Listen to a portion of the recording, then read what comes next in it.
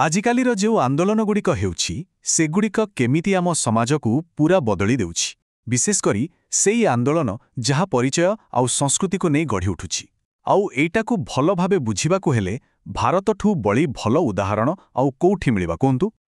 ତେବେ ଚାଲନ୍ତୁ ଆମ ଆଲୋଚନାକୁ ଗୋଟିଏ ସତ ଆଉ ବେଶ୍ ନାଟକୀୟ କାହାଣୀରୁ ହିଁ ଆରମ୍ଭ କରିବା। ଏହି ଗୋଟିଏ ଧାଡ଼ି ଭିତରେ ହିଁ ପୂରା ଚିପ୍କୋ ଆନ୍ଦୋଳନର ସାରାଂଶ ଲୁଚି ରହିଛି। ଜାଣନ୍ତି, ଏଇଟା ଖାଲି ଗୋଟେ ବିରୋଧ ନଥିଲା, ନା, ଏଇଟା ଥିଲା ପ୍ରକୃତି ସହିତ ମଣିଷର ଯେଉଁ ଗଭୀର ସମ୍ପର୍କ, ତାର ଗୋଟିଏ ଜୀବନ୍ତ ଆଉ ଶକ୍ତିଶାଳୀ ପ୍ରଦର୍ଶନ। କଥାଟା ହେଉଛି 1973 ମସିହାର ଉତ୍ତରାଖଣ୍ଡର କିଛି ଗାଁର ମହିଳାମାନେ ଗଛକଟାକୁ ରୋକିବା ପାଇଁ ଗୋଟିଏ ଅଦ୍ଭୁତ କାମ କଲେ। ସେମାନେ ସିଧା ଯାଇ ଗଛଗୁଡ଼ିକୁ କୁଣ୍ଢେଇ ଧରିଲେ। ଭାବିଲେ ଦେଖି ଏତେ ସାଧାରଣ ଦେଖାଯାଉଥିବା କାମଟା କେମିତି ଗୋଟେ ବିରାଟ ଆନ୍ଦୋଳନର ରୂପ ନେଲା ଆଉ ଦେଶର ପରିବେଶ ନୀତି ଉପରେ ଏତେ ବଡ଼ ପ୍ରଭାବ ପକେଇଲା। ହେଲେ କଥା ହେଉଛି, ଚିପ୍କୋ ଆନ୍ଦୋଳନ ଖାଲି ଗୋଟିଏ ସ୍ଥାନୀୟ ଘଟଣା ହୋଇ ରହିଗଲାନି।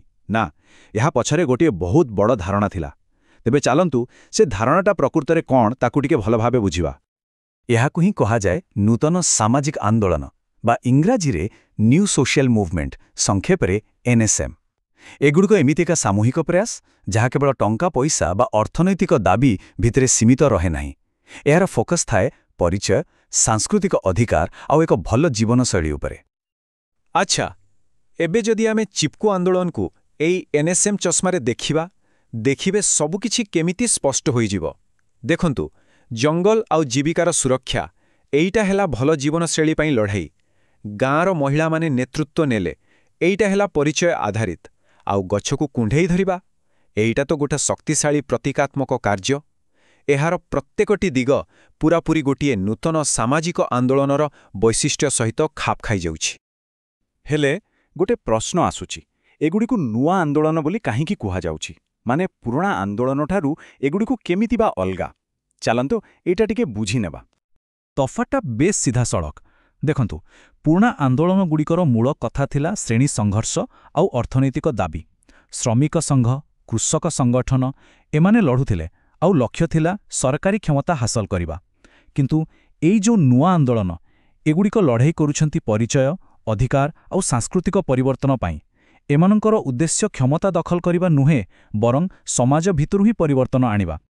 ଠିକ୍ ଅଛି, ତେବେ ଏଇ ଆଧୁନିକ ଆନ୍ଦୋଳନଗୁଡ଼ିକ କାମ କରନ୍ତି କେମିତି? ମାନେ ଗୋଟେ ଆନ୍ଦୋଳନ କେମିତି ଆରମ୍ଭ ହୁଏ, କେମିତି ଆଗକୁ ବଢ଼େ, ସେମାନଙ୍କର ରଣନୀତି ବା ପ୍ଲେବୁକ୍ କ'ଣ ଥାଏ? ସାଧାରଣତଃ ପ୍ରତ୍ୟେକ ନୂଆ ସାମାଜିକ ଆନ୍ଦୋଳନର ଗୋଟେ ଲାଇଫ୍ ସାଇକେଲ୍ ଥାଏ। ଏଇଟା ଆରମ୍ଭ ହୁଏ ଗୋଟିଏ ଛୋଟ ସ୍ଥାନୀୟ ସମସ୍ୟାରୁ। ତାପରେ ଧୀରେ ଧୀରେ ବଡ଼ ହୁଏ, ଲୋକେ ଯୋଡ଼ି ହୁଅନ୍ତି, ସଂଗଠିତ ହୁଏ, ଆଉ ଶେଷରେ ଏହାର କିଛି ନା କିଛି ଫଳାଫଳ ବାହାରେ, ହୁଏତ ସଫଳତା ନହେଲେ ବିଫଳତା। ଆଉ ଏହି ଆନ୍ଦୋଳନଗୁଡ଼ିକର ସଫଳତା ପଛରେ ଅନେକ ସ୍ମାର୍ଟ ରଣନୀତି ଥାଏ। ଯେମିତିକି ସେମାନେ ଗୋଟେ ଦମଦାର କାହାଣୀ ତିଆରି କରନ୍ତି ଯାହା ଲୋକଙ୍କ ମନକୁ ଛୁଇଁଯାଏ। କୋର୍ଟ କଚେରୀ ମାନେ ଆଇନର ସାହାଯ୍ୟ ନିଅନ୍ତି, ମିଡିଆ ଆଉ ସୋସିଆଲ ମିଡିଆକୁ ଜୋରଦାର ବ୍ୟବହାର କରନ୍ତି, ଏପରିକି ଆନ୍ତର୍ଜାତୀୟ ସ୍ତରରୁ ବି ସମର୍ଥନ ଯୋଗାଡ଼ କରିଆଣନ୍ତି। ଆମେ ତ ଚିପ୍କୋ କଥା କହିଲେ, କିନ୍ତୁ ଏହା ଛଡ଼ା ବି ଭାରତରେ ଏମିତି ଅନେକ ନୂଆ ସାମାଜିକ ଆନ୍ଦୋଳନ ହୋଇଛି ଯାହା ପୂରା ଦେଶକୁ ଦୋହଲାଇ ଦେଇଛି। ଚାଲନ୍ତୁ ସେମିତି କିଛି ବଡ଼ ବଡ଼ ଉଦାହରଣ ଉପରେ ନଜର ପକାଇବା। ଏହାର ଗୋଟେ ବହୁତ ବଡ଼ ଉଦାହରଣ ହେଉଛି ନର୍ମଦା ବଞ୍ଚାଓ ଆନ୍ଦୋଳନ। ଦେଖିବାକୁ ଗଲେ ଏଇଟା ଖାଲି ଗୋଟେ ଡ୍ୟାମ୍ ବିରୋଧୀ ଆନ୍ଦୋଳନ ନଥିଲା। ଏହା ଭିତରେ ମାନବିକ ଅଧିକାର, ପରିବେଶ ସୁରକ୍ଷା ଆଉ ସେଠାକାର ଲୋକଙ୍କ ଜୀବନ ଜୀବିକାର କଥା ସବୁକିଛି ଏକାଠି ଯୋଡ଼ି ହୋଇ ରହିଥିଲା। ଆଉ ମନେ ପକାନ୍ତୁ 2011ର ସେହି ଇଣ୍ଡିଆ ଏଗେନ୍ଷ୍ଟ କରପ୍ସନ ଆନ୍ଦୋଳନ। ଏଇଟା ଦେଖେଇଦେଲା ଯେ ଏମିତି ଆନ୍ଦୋଳନ ଖାଲି ପରିବେଶ ବା ପରିଚୟ ପାଇଁ ନୁହେଁ, ବରଂ ଶାସନ ଆଉ ନୈତିକତାର ପ୍ରଶ୍ନ ଉପରେ ବି ହୋଇପାରେ। ସତ କହିବାକୁ ଗଲେ ଏହା ପୂରା ଦେଶକୁ ଗୋଟିଏ ସୂତରେ ବାନ୍ଧି ଦେଇଥିଲା।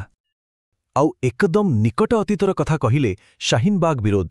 ଏହାର ଖାସ୍ କଥା ଥିଲା ଯେ ଏହା ସମ୍ପୂର୍ଣ୍ଣ ଭାବେ ମହିଳାମାନଙ୍କ ନେତୃତ୍ୱରେ ଚାଲିଥିଲା। ଏହା ଥିଲା ପରିଚୟ, ସମ୍ମାନ ଆଉ ଅଧିକାର ପାଇଁ ଏକ ଶାନ୍ତିପୂର୍ଣ୍ଣ କିନ୍ତୁ ଅତ୍ୟନ୍ତ ଶକ୍ତିଶାଳୀ ପ୍ରତୀକାତ୍ମକ ଆନ୍ଦୋଳନ। ତେବେ ଏତେ ସବୁ ଆନ୍ଦୋଳନ କଥା ଜାଣିବା ପରେ ପ୍ରଶ୍ନ ଉଠୁଛି, ଏସବୁର ପ୍ରକୃତ ମହତ୍ତ୍ୱ କ'ଣ? ଏଗୁଡ଼ିକର ଲଙ୍ଗ୍ ଟର୍ମ ଇମ୍ପ୍ୟାକ୍ଟ ବା ସ୍ଥାୟୀ ପ୍ରଭାବ କ'ଣ? ଚାଲନ୍ତୁ ଶେଷରେ ଏହାର ସାରାଂଶ ଦେଖିବା। ଏହି ଆନ୍ଦୋଳନଗୁଡ଼ିକର ପ୍ରଭାବ ବହୁତ ଗଭୀର। ଏଗୁଡ଼ିକ କେବଳ ସରକାରୀ ନୀତି ବଦଳାନ୍ତି ନାହିଁ, ବରଂ ସମାଜର ସୋଚ ବା ଚିନ୍ତାଧାରାକୁ ବି ବଦଳାଇ ଦିଅନ୍ତି। ଗୋଟେ ଛୋଟ ସ୍ଥାନୀୟ ସମସ୍ୟାକୁ ପୁରା ଦେଶର ଆଲୋଚନାର ବିଷୟ କରିଦିଅନ୍ତି। ମହିଳାମାନଙ୍କୁ ନେତୃତ୍ୱ ନେବା ପାଇଁ ଏକ ନୂଆ ମଞ୍ଚ ଦିଅନ୍ତି।